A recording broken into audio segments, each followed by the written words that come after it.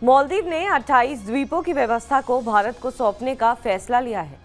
इन 28 द्वीपों पर अब पानी सप्लाई और सीवर से जुड़ी परियोजनाओं पर काम करने और इसकी देखरेख की जिम्मेदारी भारत सरकार की होगी। मालदीव के राष्ट्रपति मोहम्मद मुइज्जू ने खुद इसका ऐलान किया है। उन्होंने सोशल मीडिया पर एक पोस्ट किया है। उन्होंने लिखा है कि मालदीव के 28 द्वीपों में पानी और नाले से जुड़ी परियोजनाओं को आधिकारिक तौर पर सौंपे जाने के मौके पर डॉक्टर एस जयशंकर से मिलकर खुशी हुई। हमेशा मालदीव की मदद करने के लिए मैं भारत सरकार और खास तौर पर प्रधानमंत्री नरेंद्र मोदी का धन्यवाद करता हूं। मालदीव में लगभग 1190 द्वीप हैं, जिनमें से 200 द्वीपों पर ही आबादी है। 150 द्वीप ऐसे हैं जिन्हें पर्यटन के लिए विकसित किया गया है। अब स्थिति ये होने वाली है कि 200 में से 28 द्वीपों की व्यवस्था भारत के हाथ में आ जाएगी। पीएम मोदी की लक्षद्वीप यात्रा और मालदीव और भारत के संबंधों में आए तनाव के बाद दोनों देशों में हुआ ये नया समझौता भारत विरोधियों को चुप सकता है। लेकिन ऐसे वक्त में जब बांग्लादेश में भारत समर्थित सरकार का तख्ता पलट हुआ है, ये भारत की कूटनीति के लिहाज से अच्छी खबर है। मुइज्जू ने क्यों सौंपे आखिर 28 द्वीप? वैसे लोगों के मन में सवाल हो सकता है कि सिर्फ पानी और सीवर की सफाई के लिए मुइज्जू ने 28 द्वीपों की व्यवस्था भारत को क्यों सौंप दी? दरअसल मालदीव में होटलों और रिजॉर्ट्स के लिए कूड़ा फेंकने के सख्त नियम हैं। होटलों और रिजॉर्ट्स के लिए कचरे को अलग अलग करना अनिवार्य है।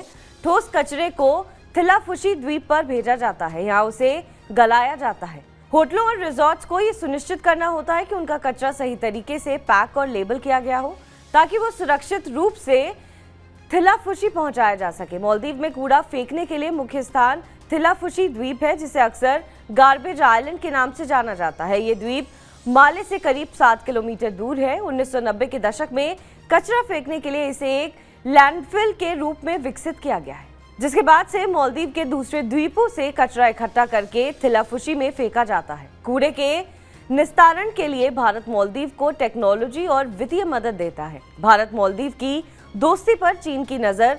मालदीव हिंद महासागर क्षेत्र में भारत का एक प्रमुख भागीदार है। ये भारत के पड़ोसी प्रथम नीति के केंद्र में रहा है।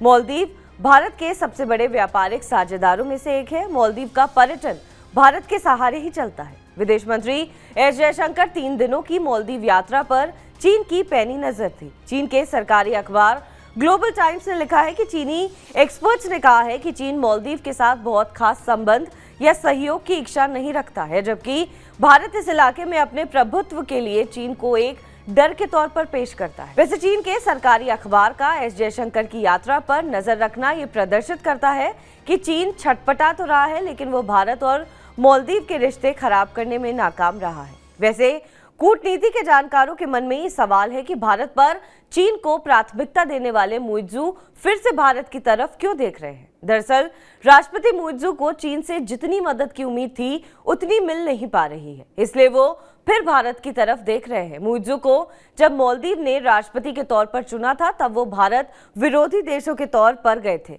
इसमें तुर्की और चीन भी थे। चीन दौरे के दौरान मुइज्जू ने अपने 36 द्वीपों को चीन को सौंपने का ऐलान किया था। चीन ने तब 1200 करोड़ निवेश की बात कही। चीन और मालदीव में जब ये डील हुई, तब भारत को चिंता सताने लगी। भारत को लगा कि इन द्वीपों पर चीन का प्रभाव हुआ तो सुरक्षा हमारे लिए बड़ी चुनौती होगी। भारत ने कूटनीति के जरिए इसका तोड़ निकालना शुरू किया। विदेश मंत्री जयशंकर का मालदीव पहुंचना इसी का हिस्सा था। भारत समय समय पर मालदीव को ये भी बताता रहा है कि अगर हम तुम्हारा साथ छोड़ देंगे तो तुम डूब जाओगे। ये भारत की जीत ही है कि जिन 36 द्वीपों को चीन 1200 करोड़ में पाया था, भारत 28 द्वीपों को 923 करोड़ में पा रहा है। बहरहाल इस खबर पर आपका क्या कुछ कहना है, हमें कमेंट करके जरूर बताएं। बाकी देश और विदेश की तमाम बड़ी खबरों के लिए आप देखते रहें TV9 डिजिटल।